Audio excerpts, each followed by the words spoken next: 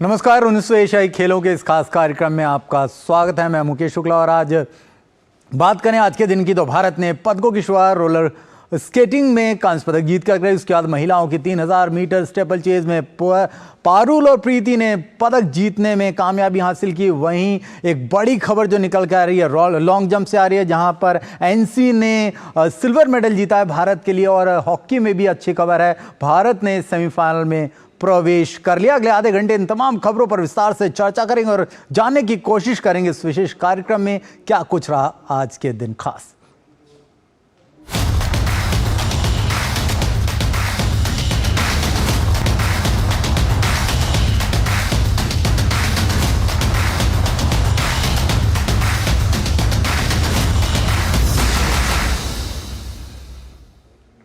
और खबरों की शुरुआत करते हैं आज से एशियन गेम्स में। बात करें तो चीन के शहर हांगझू में चल रहे एशियाई खेलों में भारतीय दल का शानदार प्रदर्शन लगातार जारी है। महिलाओं के लॉन्ग जंप में भारत के एनसी सौजन ने रजत पदक जीत लिया, जो अभी की सबसे बड़ी खबर है और ब्रेकिंग बन करके आ रही है। ऐसे में उन्होंने 6.63 मीटर में इस जंप के साथ अपना सर्वश्रेष्ठ प्रदर्शन करते हुए रजत पदक अपने नाम किया। तो ये थी एनसी सौजन जिन्होंने शानदार प्रदर्शन करके इस रजत पदक को जीता। वहीं एशियाई खेलों में महिलाओं की स्टेपल चेस में कुछ देर पहले भारतीय एथलीट्स ने रजत और कांस्य पदक पर कब्जा जमाया। भारत की पारुल चौधरी ने महिलाओं की 3000 मीटर स्टेपल चेस में रजत पदक हासिल करने में सफलता हासिल की। वहीं इस स्पर्धा में भारत की ही प्रीति ने कांस्य पदक अपने नाम करके जीत का झंडा उठाया। भारतीय पुरुष हॉकी टीम ने 19वें एशियाई खेलों के सेमीफाइनल में अपनी जगह पक्की कर लिया। प्रतियोगिता के अंतिम पूल मैच में भारत ने बांग्लादेश को एक तरफा मुकाबले में 12-0 से बड़े अंतर से हराकर अंतिम 4 में अपनी जगह पक्की की। भारत की तरफ से हरमनप्रीत मनदीप सिंह ने 3-3 गोल, जबकि अभिषेक ने 2 गोल किए। इनके अलावा अमित, रोहित दास, ललित, नीलकंठ शर्मा, गुरजंट सिंह ने 1-1 गोल दागे। वहीं 9वें दिन भारत ने कांस्य पदक के साथ दिन की शुरुआत की। रोलर स्केटिंग में भारत को यह कांस्य पदक मिला। महिलाओं की स्पीड स्केटिंग 3000 मीटर में संजना भटुका, कार्तिका जगदीश्वरन, हिरन साधु और आरजू ने कांस्य पदक जीतने में सफलता पाई। उन्होंने 4 मिनट 34.861 सेकंड में इस दौड़ को पूरा किया। वहीं रोलर स्केटिंग में भारत को एक और कांस्य पदक मिल गया। पुरुषों की 3000 मीटर रिले फाइनल में भारत ने 4 मिनट 10.12 सेकंड के साथ यह समय निकालकर तीसरे स्थान पर अपनी पोजीशन पक्की की। भारतीय टीम में आर्यन पाल, घूमन, अनंत कुमार, विलल कुमार, सिद्धांत कांबले, विक्रम इंग्लिश शामिल थे। चीनी ताइपे ने स्वर्ण पदक जबकि कोरिया ने रजत पदक जीता। टेबल टेनिस में महिला युगल में भारत ने कांस्य पदक अपने नाम किया। भारत की ओर से सुरथी और अहिकिया मुखर्जी की जोड़ी ने भारत को यह पदक दिलाया। हालांकि आज खेले गए सेमीफाइनल में इस भारतीय जोड़ी को उत्तर कोरियाई टीम से हार कर कांस्य से संतोष करना पड़ा। वहीं महिलाओं की 400 मीटर बाधा दौड़ में विथ्या रामराज ने पीटी उषा के राष्ट्रीय रिकॉर्ड की बराबरी कर ली। 1984 में पीटी उषा ने 55.42 सेकंड में यह दौड़ पूरी की थी। अब विथ्या ने भी यह करके दिखा दिया। इससे पहले विथ्या का बेस्ट रिकॉर्ड 55.43 सेकंड था। वह हीट 1 से बहरीन की अमिनत ओए जमाल के साथ सीधे फाइनल के लिए क्वालिफाई कर चुकी हैं। तो आज का दिन किस तरह से खास रहा ये सभी ने देखा और अभी भी मुकाबले जारी है। वहीं चीन के शहर हांगझू में चल रहे 19वें एशियाई खेलों में भारतीय निशानेबाजों का शानदार प्रदर्शन जारी रहा और उन्होंने कुछ अच्छे रिकॉर्ड्स भी कायम किए। इस बार भारतीय निशानेबाजों ने 22 मेडल के साथ अपने अभियान को खत्म किया, जिसमें 7 स्वर्ण पदक, 9 रजत पदक और 6 कांस्य पदक शामिल रहे। अचूक निशाने से 19वें एशियन गेम्स में स्वर्ण पदक की झड़ी लगाने वाले भारतीय निशानेबाजों के क्या कहने। पिछली बार जहां सिर्फ 9 मेडल ही आए थे, वहीं इस बार निशानेबाजों ने 22 मेडल के साथ अभियान खत्म किया, जहां 7 स्वर्ण, 9 रजत और 6 कांस्य पदक रहे। बड़ी बात यह रही कि इस बार निशानेबाजी की स्केट स्पर्धा में भी पदक की तस्वीर बनी। तो वहीं किरान चेनाई, जोरावर सिंह संधू और पृथ्वीराज टोंडाईमान ने पुरुषों की ट्रैप टीम स्पर्धा में एशियाई खेलों के रिकॉर्ड के साथ भारत के लिए स्वर्ण पदक जीता। 19वें एशियन गेम्स में शूटिंग में 4 पदक जीतने वाली ईशा सिंह ने 25 मीटर पिस्टल में मनु भाकर और रिदम सांगवान के साथ मिलकर स्वर्ण और 10 मीटर एयर पिस्टल में पलक गुलिया और दिव्या टीएस के साथ रजत पदक जीता। उन्होंने निशानेबाजी की दोनों स्पर्धाओं में व्यक्तिगत रजत पदक भी अपने नाम किया। भारतीय निशानेबाजों का यह ऐतिहासिक प्रदर्शन इस बात की तस्दीक कर गया कि अगर जमीनी स्तर पर उच्च स्तरीय सुविधा उपलब्ध हो तो नतीजा पदक के रूप में ही सामने आता है। The juniors are coming up, they get ammunition, they get cartridges to shoot every day, and actually it's good because it pushes people like us to perform or even train harder. And if we have the support, as I said, of SAI, Ministry, NRI, also the shooting range in Delhi, I know that sky is the limit. The shooters are extremely hardworking. We may not be seen on sports fields or whatever running around the place, but we are extremely hardworking. Mental game, your physical is important, your technical is even more important. So one, you have very, very, very hardworking individuals.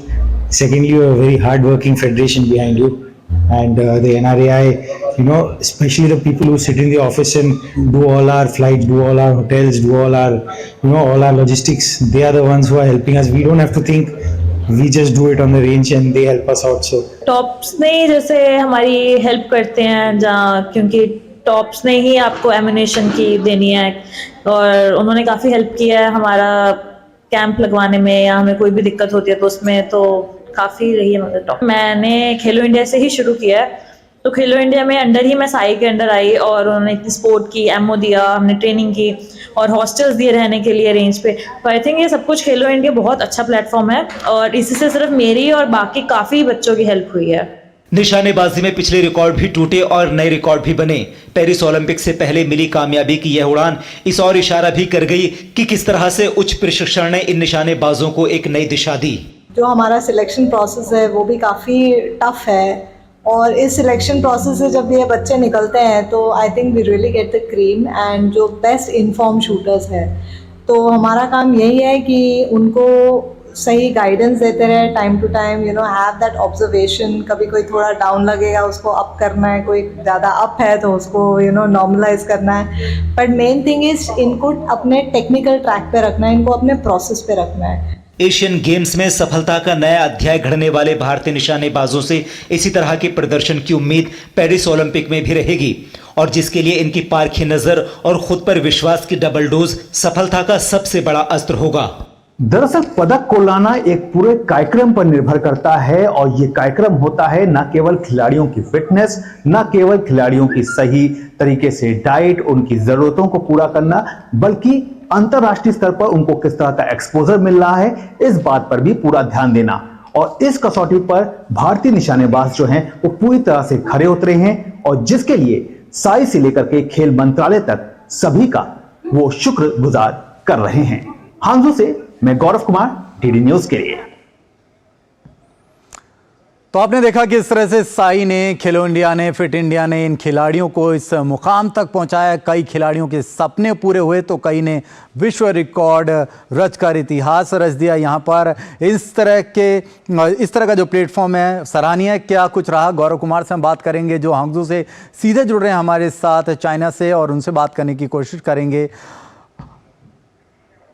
गौरव, किस तरह से देखते हैं 400 × 400 metre की इस race में इस बार का जो आज का दिन है वो कितना इंपॉर्टेंट हो गया, किस तरह से हमारे खिलाड़ी? आज के अगर दिन की बात करें तो आज भारत ने कहना चाहिए जो मेडल्स की जो शुरुआत थी वो रोलर स्केटिंग में किया, जहां पर रोलर स्केटिंग की मेंस और वुमेन्स टीम ने ब्रॉन्ज मेडल जो है वो जीता। इसके अलावा अगर बात कर लें तो सबसे बड़ी खबर जो थी वो आज टेबल टेनिस से भी निकल करके सामने आई, जहां पर टेबल टेनिस में वुमेन डबल्स में पहली बार एशियन गेम्स में भारत ने मेडल जीता और इस कारनामे को किया सुतीर्था मुखर्जी और अहिका की जोड़ी ने दोनों खिलाड़ियों ने शानदार प्रदर्शन किया। अगर इनके पूरे एक सफर की बात करें तो इन्होंने अपने इस सफर के दौरान कजाकिस्तान को हराया, थाईलैंड को हराया और सबसे बड़ी बात यह रही कि इन्होंने क्वार्टर फाइनल में जो मुकाबला हुआ था इनका, उसमें उन्होंने चीन की नंबर 1 जोड़ी को जो थी उसको मात दिया था। तो ये एक बड़ी बात थी क्योंकि ये गेम्स जो है वो चीन में आयोजित हो रहे हैं और ऐसे में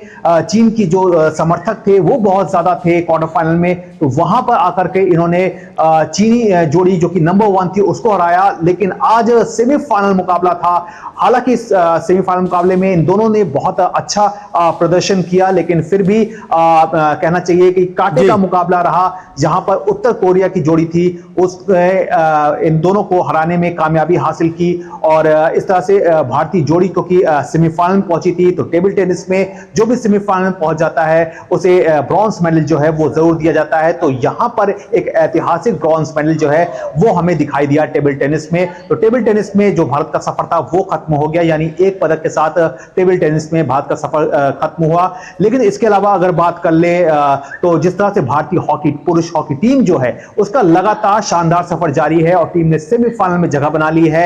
आज टीम ने बांग्लादेश को 12-0 के अंतर से हराया और यहां पर भी हरमनप्रीत सिंह का शानदार खेल जो था वो देखने को मिला। तो कह सकते हैं, उम्मीद यही कर सकते हैं, क्योंकि जकार्ता एशियन गेम्स में हमने देखा था कि किस तरह से भारत जो था वो कहना चाहिए कि ब्रॉन्ज मेडल जो था भारतीय हॉकी टीम को, पुरुष हॉकी टीम थी उसने ब्रॉन्ज मेडल जीता था। लेकिन इस बार टीम का जो सफर रहा है वो बहुत शानदार तरीके से उस टीम ने सामने रखा है, चाहे टीम ने उज्बेकिस्तान को हराया हो, सिंगापुर को हराया हो, जापान को हराया हो, और हमने देखा था कि किस तरह से पाकिस्तान के खिलाफ जो था वो बहुत शानदार सफर था। तो ये बहुत इंपॉर्टेंट हो जाता है कि भारतीय पुरुष हॉकी टीम जो है वो सेमीफाइनल में पहुंच गई है।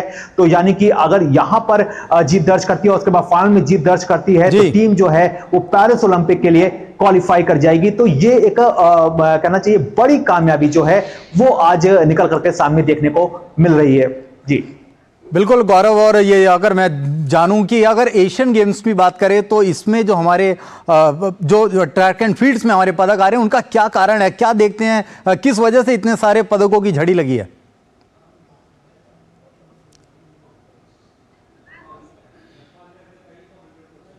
अब बिल्कुल एथलेटिक्स में जिस तरह से पदकों की वर्षा हुई है उसकी उम्मीद पहले भी की जा रही थी, क्योंकि इस बार जिस तरह का दल था, जिस तरह की तैयारी थी, काफी अच्छी तैयारी के साथ एथलेटिक्स में जो खिलाड़ी हैं वो सामने थे।